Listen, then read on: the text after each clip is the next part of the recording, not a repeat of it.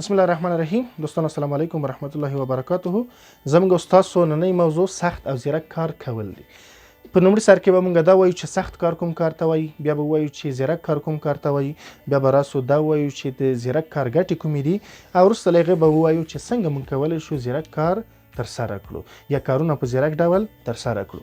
ښه، لومړی سخت کار هر هغه کار ته وایي چې هغلته موږ غواړو خپلو موخو ته په غیر مؤثره، غیر مثمره، غیر مولده او سختو لارو چارو باندې ځان ورسوو.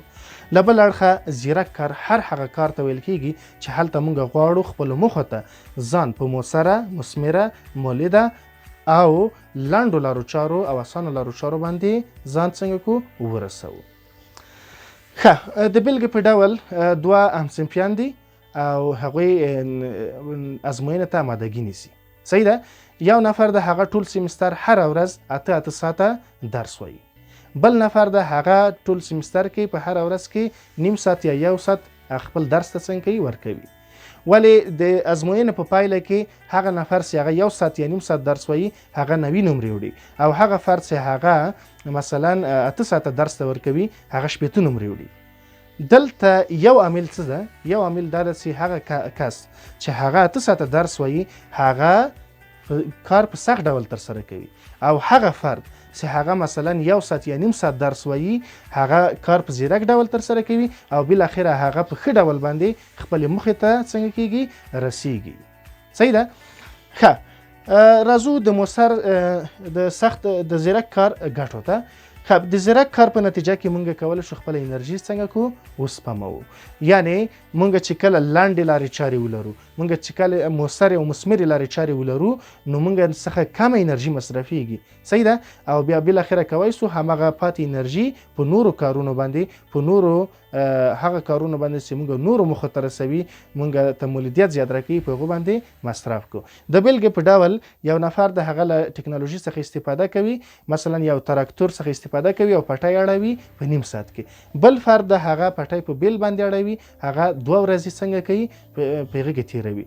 نو لومړی فرد چې هغه له تراکتور څخه استفاده کوي په زیرک ډول باندې کار ترسره کړی او بالاخره خپل انرژي سپمولې، او هغه فرد چې هغه مثلا له بیل څخه او له کولنګ څخه استفاده کوي هغه 2 ورځې په دې کار باندې څنګه تیروي. بالاخره دا نشي کولی چې خپل انرژي وسپموي او په نورو کارونو کې هغه بیا مصرف کړي. دوهمه خبر دا ده چې زیرک کار د موږ وخت څو چنده کوي. صحیح ده؟ درېیمه خبر دا ده چې زیرک کار زموږ مولیدیت لوړوي او څلورمه خبر دا ده چې د زیرک کارونو په نتیجه کې زمونږ اعتماد په نفس د لوړیږي. ولې لوړیږي؟ ځکه مونږ څو چنده کارونه ترسره کړه، وخت زیات لرو او مونږ ښه موخې ته رسیږو او مونږ په ځان جوړونې باندې کار کوو، مونږ د ژوند په نورو اړخونو باندې کار کوو، ښې پایلې لرو، ښه تنخواه لرو. نو دا ټول باعث د دې ګرځي چې زمونږ اعتماد په نفس باندې څنګه شي؟ لوړ شي. پنځمه خبر دا ده چې زیرک کار زمونږ ارزښت لوړوي.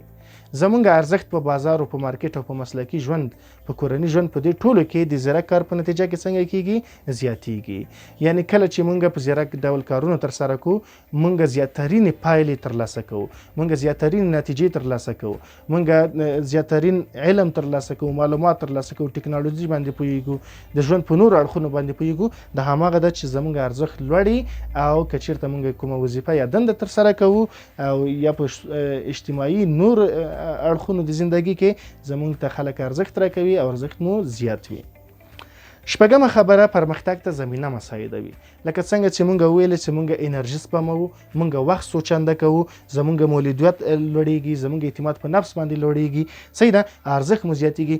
دغه ټولې خبرې بالاخره زمینه دې ته مساعدوي چې مونږ هم په مسلکي ژوند کې او هم په شخصي ژوند کې پرمختګ وکړو، مخکې لاړ سو او هغه لوړو اهدافو ته ځان ورسوو.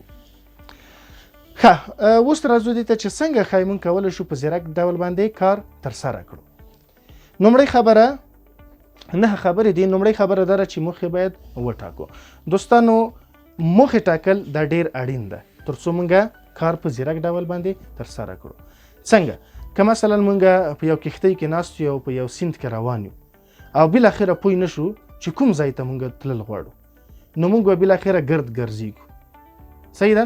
همدغه سیند کې به بس یو خوا لاړ شه، بل خوا لاړ شه، نه به پوهېږو چې کوم خواته اخر تلل غواړو. نو موخې دومره زیات ارزښت لري او که چېرته مثلا زمونږ موخې معلومي، مثلا دا د کښتۍ په مثال کې موږ ته معلوم ده چې دغه نقطې ته باید ځان ورسوو، نو ډېر په لنډ او ډېر په کم وخت کې به هلته څنګه سو ورسېږو. او که چېرته معلوم نه وي موږ ته چې موخې څه دي، نو موږ به سخت کار کوو. سخت کار څه ده؟ کښتۍ یو خوا وله بل خوا وله ګرده ګرځېږه، نو هېڅ به معلوم نه وي چې آخر چېرته تلل غواړو. دوهمه خبر چې ده، اړین او غیر اړین کارونه باید سره جدا کړو. دوستانو تاسو به اورېدلی وي د 80 قاعده. 80 قاعده څه وایي؟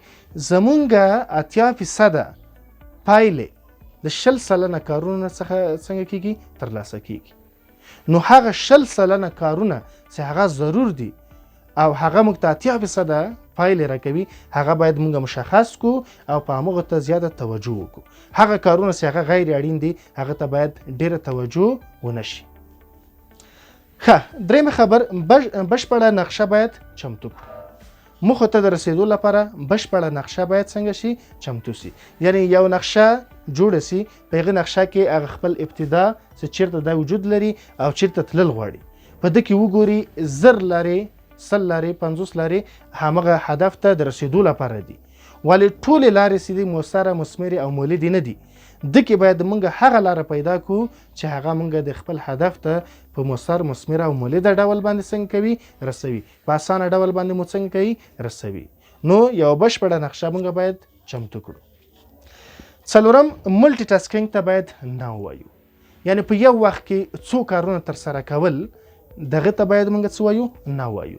او په هر وخت کې موږ باید په یو کار باندې متمرکز سو، په یو کار باندې خپل انرژي، خپل وخت څنګه کو؟ مصرف کو. نو دې لپاره اړینه ده چې هر ورځ موږ سهار راجګیږو او کوم پلان چې لرو، په هغه پلان کې زیاتره چې موږ څو مخې ټاکو، مثلا 2 نه تر 4 مخې باندې یو ورځ ته وټاکو. یعنی په دې ورځ کې به زه دغه موخه، دا موخه، دا موخه، یو 4 مخې باید څنګه کو؟ وټاکو. او بیا په هر موخه باندې مستقلانه باید کار شروع کو. په یو وخت کې په 4 وړ موخه باندې باید کار پیل نه کړو. په دې رقم به موږ وکولای سو زیاترین مولدیت ترلاسه کو. پنځمه خبر چې ده، عمل پیل کړئ که څه هم خراب. دوستانو پنځمه خبردار چې موږ باید عملی وغواړو چې همغه خپل موخې هم ټاکلي، همغه اړین کارونه هم ټاکلي، همغه نقشه هم جوړه کړې، همغه چې مثلا موږ ویل چې نن به 4 یا 5 موخې ترلاسه کوو. دې لپاره باید عملی کار شروع کو او منتظر نسو چې موږ چې سو کمال ته ورسیږو. باید شروع وکړو. خیر نن به 50% ښه روان یو، سبا به 70% ښه روان سو، بله ورځ به 80% ښه روان سو، او په دې به مونږ وکولی شو د خپل کارونه په کامل ډول ښه ترسره کړو. ولې په اول کې باید دې ته منتظر نسو چې مونږ 100% باید په دغه کار باندې ورسیږو، بعد له هغه شروع وکړو. که چېرته دا کار ته مونږ مخه کړه چې 100% باید یو موضوع کې ورسیږو، بیا پې کار پیل کړو، نو دا به مونږ هېڅکله هم دغه موخې ته ونه رسیږو. شپږمه خبر، کله چې بې انرژي کېدو، نو د وخت کې باید مونږ څنګه کو؟ ځان چارج کو. د بیلګې په ډول مونږ مثلا یو موبایل یا یو لپټاپ استفاده کوو، کله چې هغلته دغه بیټرۍ مثلا 5% 6% کیږي، نو دلته که مونږ چیرته کار ترې اخلو، نو خپل موبایل هم خرابوو، خپل بیټرۍ هم خرابوو. صحیح ده؟ په آینده کې د موبایل پرفارمنس چې کوم ده هغه هم څنګه کوو؟ خرابوو. همدې رنګ باندې انسان هم ده. کله چې مونږ انرژي 0 خواته ځي، نو مونږ باید ځان ته تفریح ورکو، مثلا بعضې فعالیتونه ترسره کړو چې هغه موږ ته بیرته چارج راکوي، هغه موږ ته بیرته څه راکوي؟ انرژي راکوي، تر څو په آینده کې بیا په ښه ډول باندې کارونه څنګه کړو؟ ترسره کړو. که چېرته ځان ته انرژي ورنه کړو، نو هماغه ده چې مونږ بیا په کارونه په ښه ډول نسو ترسره کوي.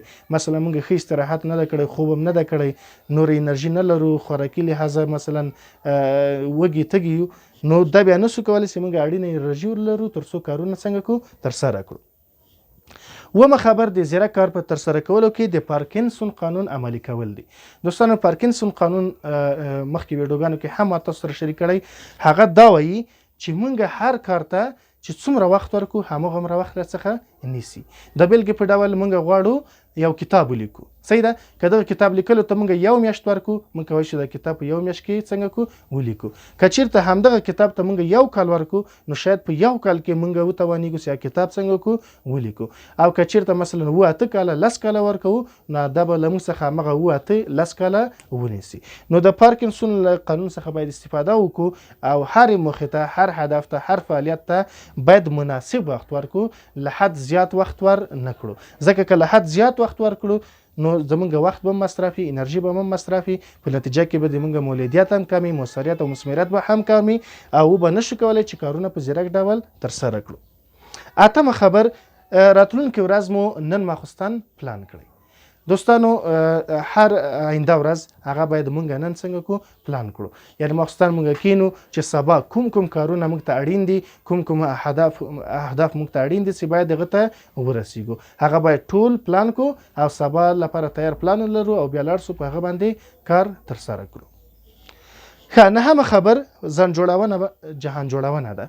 نو ځان جوړونه موږ سره کولی شي چې په زیرک ډول باندې کارونه څنګه کو ترسره کړو.